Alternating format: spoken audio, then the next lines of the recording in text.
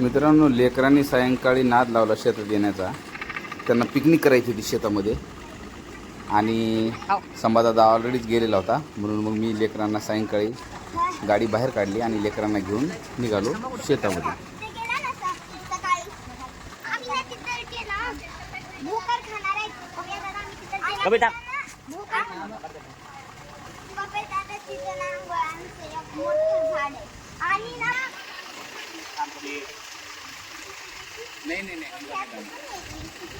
कुठे जायला तुम्ही? कशामुळे? केव्हा गेला संभादादा? वापस नाही आला म्हणून तुम्ही जायला. मी ना भोकर अंगूरचा गुच्छ असं आंबे आणायसाठी तर मी माझी एक कप्प खाली ठेवलाय. डाळिंब डाळिंब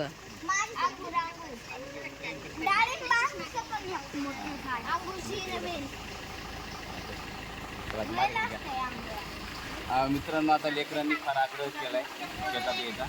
त्यांना आता एकदा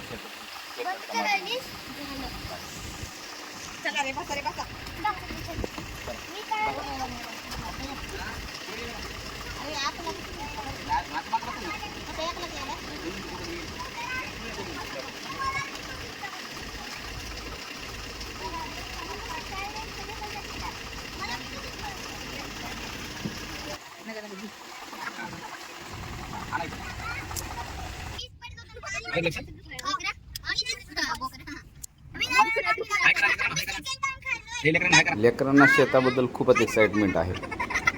खरं तर त्यांना भोकर माहीत नाहीत फळ, आणि त्यांना भोकर खायची आहेत म्हणूनच त्यांना जास्त त्यात एक्साइटमेंट आहे की भोकर कसे असतात नेमके. तर आम्ही माजलगाव रोडवरून घेतला लेफ्ट आणि लेफ्ट नंतर निघालो सगळे सोनपेठ रोडला आपल्या शेताकडे.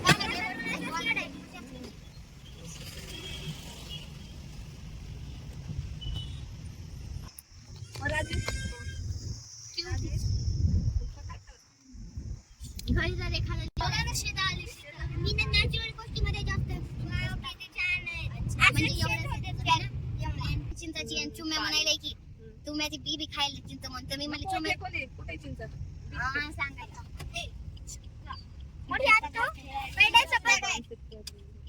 काय बघवायचं क्रिकेट खेळायला हाय हाय दादा.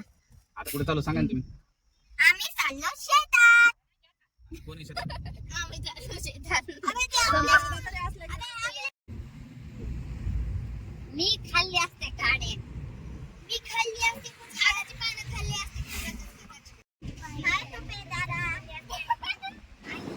सायंकाळचे 6 वाजले असल्यामुळं तापमान पाहू शकता बऱ्याच प्रमाणामध्ये कमी झालेलं होतं तापमान, आणि हवाही मोठ्या प्रमाणात सुटलेली होती, परंतु हवेमध्ये उष्णता नव्हती.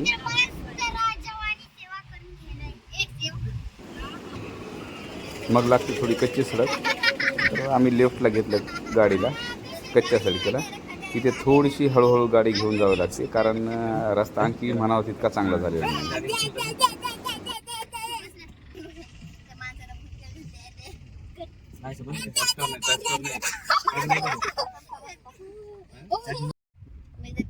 फायनली आम्ही पोहोचलो आता शेतामध्ये, आणि लेकरं फार आता धिंगाणा करू लागली. धिंगाणा मस्ती चालू होती त्यांची.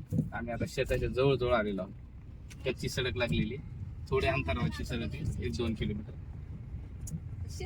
तुला बघायला पाहिजे ना.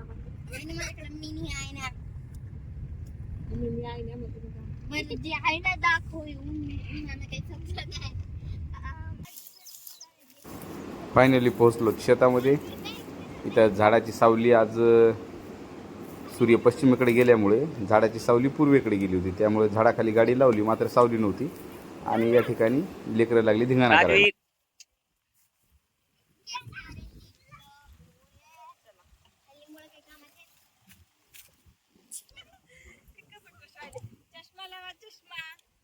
चष्मा लावा.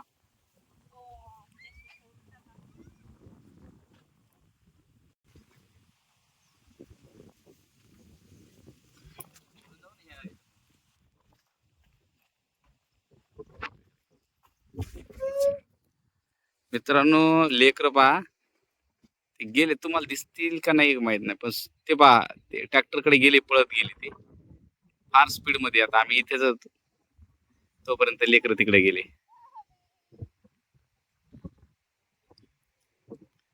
लहान लेकरांना फार उत्साह असते.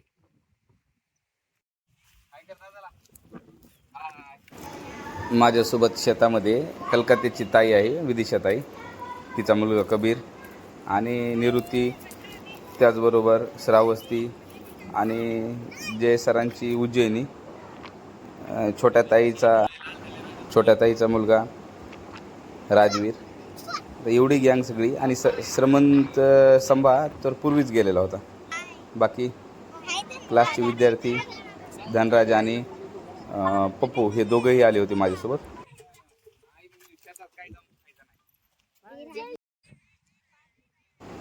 लेकरं मस्त मूडमध्ये खेळायला लागले, त्या मातीमध्ये इकडे तिकडे फिरायला लागले. श्रमण तर ट्रॅक्टरवर पाऊस येतो, कबीर आणि श्रमण दोघं जण ट्रॅक्टरवर जाऊन बसले. बाकी ह्या काही लेकरांना एक्साइटमेंट होती. बाबा इथे बसले होते, मुलं गेले मस्त तिकडे पाणी पाहायला. तो ये देखो हमारा ट्रैक्टर और ये सब फैमिली और फैमिली के साथ में वो देखो वहाँ पे अपने क्लास के बच्चे गाड़ी ला रहे हैं और उधर अपनी खड़ी है बड़ी वाली गाड़ी. ये देखो और हम खा रहे हैं घोटा. इसके अंदर का खाना होता है, ये जो निकलता है ना इसके अंदर से, तो ये खाते हैं.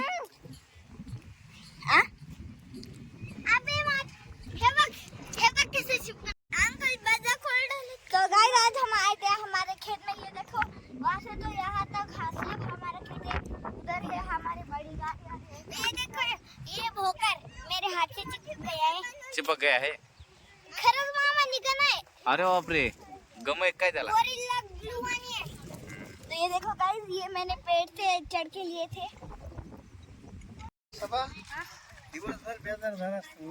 नाही मी मस्त खेळ लागलो. काय ना कळवायचं कशाला.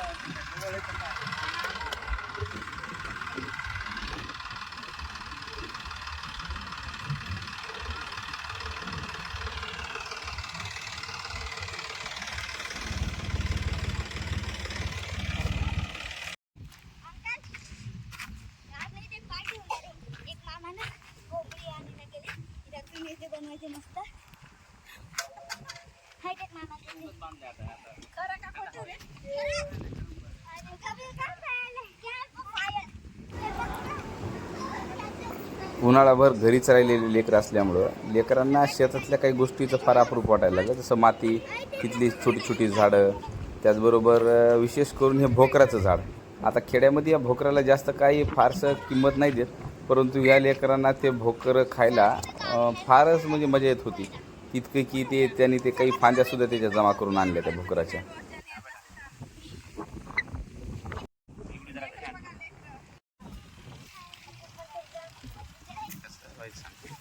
इकडे रे राजवीर.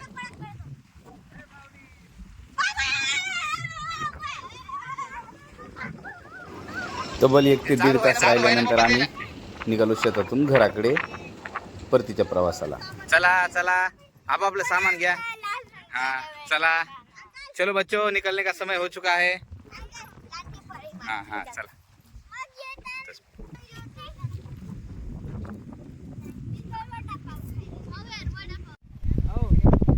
या म्हणा या.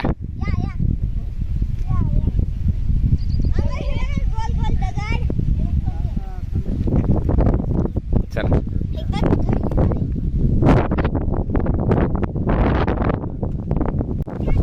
ए दम्माने.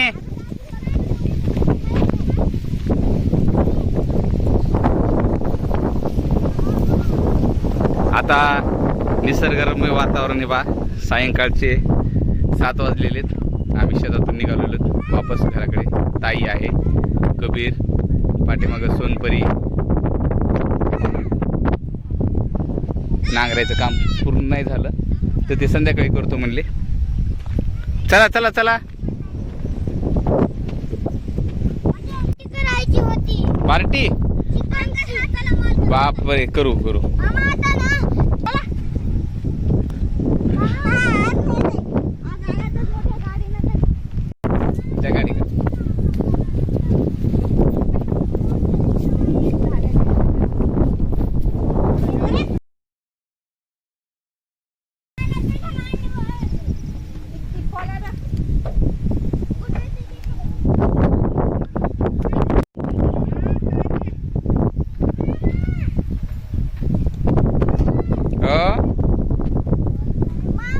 हो उसके थोडेसे ऊस नसतेच मग आता नाही ऊस. आता लेकर आग्रह करतात हे ऊस पाहून, त्यांना वाटेल ऊस खायचा आहे, पण आता ऊस आणखी आलेला नाहीये. चला निघालोत मित्रांनो, भेटू परत नवीन एका व्लॉगला. वेळ भेटला तर. या इकडे शेतामध्ये रेंज नसते. सगळ्यात महत्त्वाचं कारण म्हणजे हे असे शूटिंग का घेण्यामागचं सगळ्यात महत्त्वाचं कारण म्हणजे शेतामध्ये नसते रेंज, आणि त्याच्यामुळे मग कोण आपल्या संपर्कात नसतं. जवळपास हे 2-3 घंटे 4 घंटे जे काम पडतं आपल्याला, हे 4 घंट्याच्या कामामध्ये आपल्या संपर्कात कुणीच नसतं, आणि मग त्यावेळेला दुसरा काही उद्योगच नसतो रील घेण्याशिवाय. चला आता गाडीत जायचा वेळ झाला आहे. सर्व कंपनी आता गाडीमध्ये बसलेली आहे, आम्ही पण गाडीमध्ये निघालेलो आहोत. आणि आता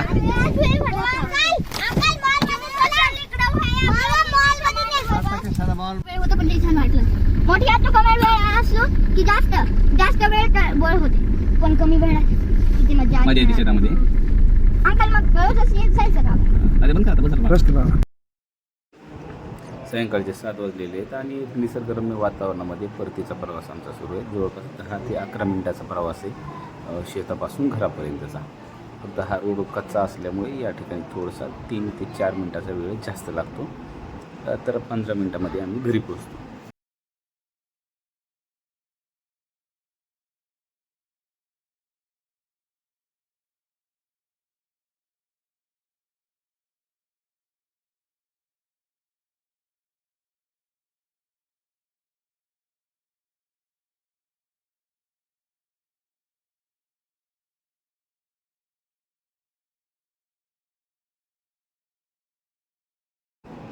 शेतात सहजच काढलेली काही फोटो, छान गावाकडचं सौंदर्य आणि हवामान यामध्ये टिकण्याचा प्रयत्न केलेला आहे.